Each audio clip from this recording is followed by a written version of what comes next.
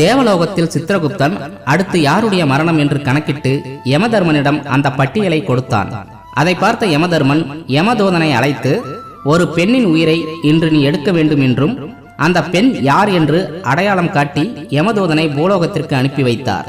அந்த பெண்ணின் கணவன் ஒரு வாரத்திற்கு முன்புதான் ஒரு விபத்தில் மரணமடைந்திருந்தான். அவன் இறக்கும் போது நிறைமாத கர்ப்பிணியாக இருந்தவளுக்கு இப்போதுதான் ஒரு அழகான பெண் குழந்தை பிறந்து ஒரு வாரம் ஆகிறது. இப்போது இவளின் உயிரையும் எடுத்துவிட்டால் அந்த குழந்தையின் நிலை ஐயோ, நினைத்து பார்க்கவே பாவமாக இருக்கிறது என்று உயிரை எடுக்க வந்த யமதூதன் அந்த பெண்ணின் உயிரை எடுக்காமல் மீண்டும் தேவலோகம் சென்றான். யமதூதன் அந்த பெண்ணின் உயிரை எடுக்காமல் வருவதை அறிந்த யமதர்மன் கடும் கோபத்துடன், யமதூதனே, என் கட்டளையை ஏற்று நடந்து கொள்வதுதான் உன் வேலை. பிறப்பவர்கள் அனைவரும் இறப்பார்கள் என்பது உலகறிந்த விஷயம். அப்படி இருக்கையில் நீ அவளிடம் கருணை காட்ட வேண்டிய அவசியம் என்ன என்று கோபத்தை கொட்டிய யமதர்மன் உடனே யமதூதனின் ஒரு கண், ஒரு கை, ஒரு கால், இந்த மூன்றையும் ஊனமாக மாற்றினார். மனிதர்களின் வாழ்க்கை பற்றியும் அதன் தேவ ரகசியங்களை தெரிந்து கொள்ளும் வரை நீ இந்த ஊனத்துடன் பூலோகத்தில் இருப்பாய். ஒவ்வொரு ரகசியம் புரியும் போது நீ பழைய நிலைக்கு திரும்பி மீண்டும் தேவலோகத்தை அடைய முடியும் என்று யமதூதனுக்கு சாபம் தந்து பூலோகத்திற்கு அனுப்பிவிட்டார். பூலோகத்திற்கு வந்த யமதூதன் அங்கிருந்த ஒரு பாழடைந்த கோவிலில் தங்கினான். அன்று இரவு குளிராலும் பசியாலும் முணங்கிக் கொண்டே இருக்க அந்த வழியாக சென்ற வியாபாரி ஒருவர் அந்த சத்தத்தை கேட்டு கோவிலுக்குள் சென்றார். அங்க பசியுடன் இருக்கும் யமதூதனை பார்த்து, தம்பி, யார் நீங்கள்? இந்த பாலடைந்த கோவிலில் என்ன செய்கிறீர்கள் என்று கேட்க யமதூதன் பதில் எதுவும் சொல்லாமல் அமைதியாக இருந்தான். அவன் முகத்தை பார்த்தே பசியுடன் இருப்பதை உணர்ந்து கொண்ட வியாபாரி அவனை தன்னுடன் அழைத்துக் கொண்டு தன் வீட்டிற்கு வந்தார். இப்போதெல்லாம் வியாபாரத்தில் பெரிதாக லாபம் இல்லாமல் வெறுங்கையுடன் வரும் தன் கணவன் மீது சில மாதங்களாகவே வெறுப்புடன் இருந்தால் வியாபாரியின் மனைவி. வீட்டிற்கு வந்த தன் கணவனுடன் இன்னொரு நபர் இருப்பதை பார்த்து எரிச்சல் அடைந்தாள்.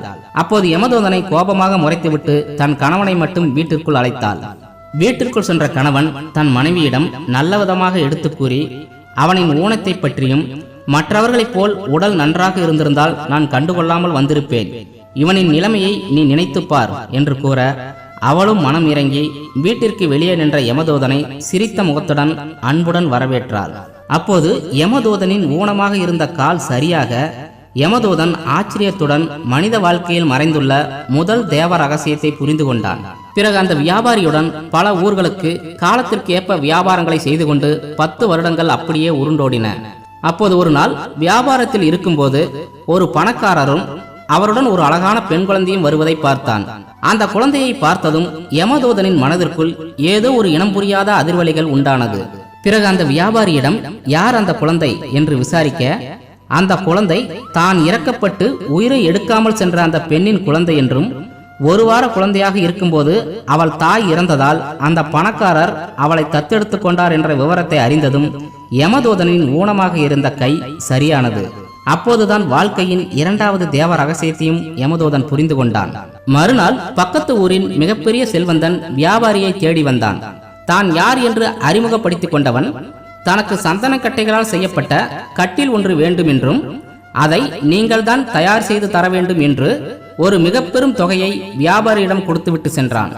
10 நாட்களில் கட்டில் தயாராக இருக்க வேண்டும் என்று செல்வந்தர் கூறினாரே. நாளை 10வது நாள். செல்வந்தர் வந்து கட்டிலை கேட்டால் என்ன செய்வேன்?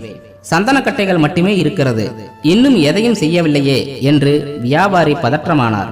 ஆனால் யமதூதன் அமைதியாக அந்த வியாபாரியிடம், ஐயா, நீங்கள் கட்டில் செய்ய வேண்டாம், அந்த சந்தன கட்டைகளை எரியூட்டுவதற்கு தயாராக வைத்திருங்கள் என்று கூற வியாபாரியோ எதுவும் புரியாமல் முழித்தார். சிறிது நேரத்தில் அந்த செல்வந்தனின் உதவியாளர் வந்து, ஐயா, சந்தன கட்டில் செய்ய வேண்டாம், அந்த சந்தன கட்டைகளை கொடுங்கள், பணக்காரர் இன்று காலை இறந்து விட்டார் என்று அந்த செல்வந்தனை எரிக்க சந்தன கட்டைகளை வாங்கி கொண்டு சென்றான். அதை பார்த்ததும் யமதூதனின் ஊனமாக இருந்த கண்ணும் சரியானது. வாழ்க்கையின் 3வது தேவ ரகசியத்தையும் தெரிந்து கொண்டு தேவலோகத்திற்கு புறப்பட தயாரானான். அப்போது வியாபாரியோ, என்னிடம் வரும்போது ஊனமாக இருந்தாய், பிறகு அனைத்தும் ஒவ்வொன்றாக சரியானது, அந்த பணக்காரனின் மரணத்தை சரியாக கணித்தாய், இதெல்லாம் எப்படி சாத்தியமானது? யார் நீ என்று கேட்டார். ஐயா, நான் யமனுடைய தூதுவன்.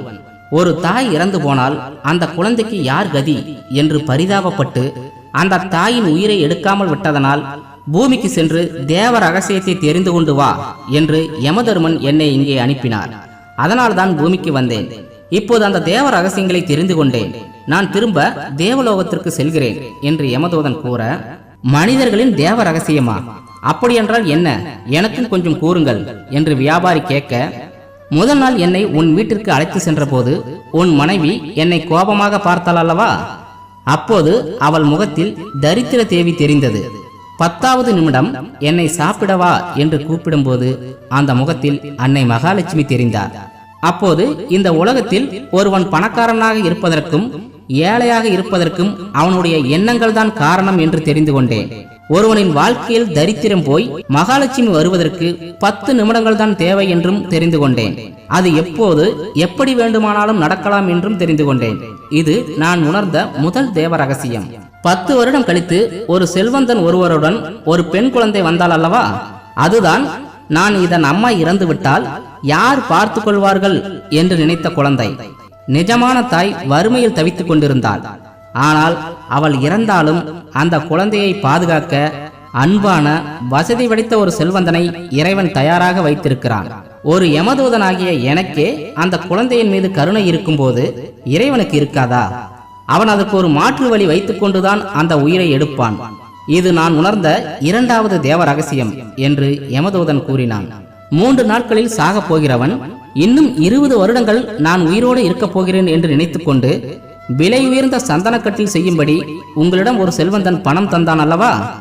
ஆனால் எனக்கு தெரியும் அவன் 3 நாட்களில் சாகப் போகிறான் என்று. அதனால்தான் உங்களுக்கு கட்டில் செய்ய உதவி செய்யாமல் காலம் தாழ்த்தினேன். உண்மையில் இந்த மக்கள் இந்த உலகத்தில் ஏதோ 100 வருடங்கள் 200 வருடங்கள் வாழ்ந்து விடுவதைப் போல நினைத்துக் கொண்டு மனதை குழப்பிக் கொண்டிருக்கிறார்கள். மரணம் எப்போது வேண்டுமானாலும் வரலாம். நேற்று இருந்தவன் இன்று இல்லை, நாளை இருப்பவன் மறுநாள் இல்லாமல் போகலாம். இதுதான் இந்த கலியுகத்தின் யதார்த்தமான உண்மை. அது தெரியாமல் ஒவ்வொருவரும் நான் மட்டும் அதிக நாட்கள் இருப்பேன் என்றும் மற்றவன் தான் செத்துக் கொண்டிருக்கிறான் என்று நினைக்கிறான் அல்லவா? அதுதான் நான் உணர்ந்த 3வது தேவ ரகசியம். ஒவ்வொருவரும் எதிர்காலத்தை நினைத்து தேவையில்லாமல் பயப்படுவதால் தான் உலகமே நிம்மதி இல்லாமல் இருக்கிறது. உண்மையில் நாம் அடுத்த நாள் இருப்பது நம் கையில் இல்லை என்ற மனநிலையுடன் வாழ்ந்தால் மட்டுமே நிம்மதியை நிறைவாக அனுபவிக்க முடியும். உங்களுக்கு புரியும்படி அந்த 3 தேவ ரகசியங்களை கூறுகிறேன். முதலாவது, ஏழையாக இருப்பதும் பணக்காரனாக இருப்பதும் நம்முடைய எண்ணங்கள் தான் முடிவு செய்கின்றன. 2வது, எது நடந்ததோ அதற்கு கடவுள் ஒரு மாற்று வழி வைத்திருப்பார்.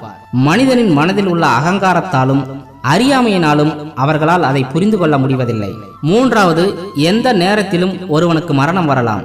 இது தெரியாமல் மனிதர்கள் தான் என்ற அகந்தையுடன் அடித்துக் கொண்டிருக்கிறார்கள். இந்த அறியாமைதான் உலகில் உள்ள துக்கங்களுக்கெல்லாம் முதல் மூல காரணம்.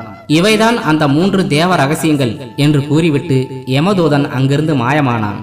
எனவே நாமும் இந்த தேவ ரகசியங்களை புரிந்து கொண்டு வாழ பழகிவிட்டால் நம் உடலில் உயிர் இருக்கும் வரை நிம்மதியாக நிச்சயம் வாழ முடியும்.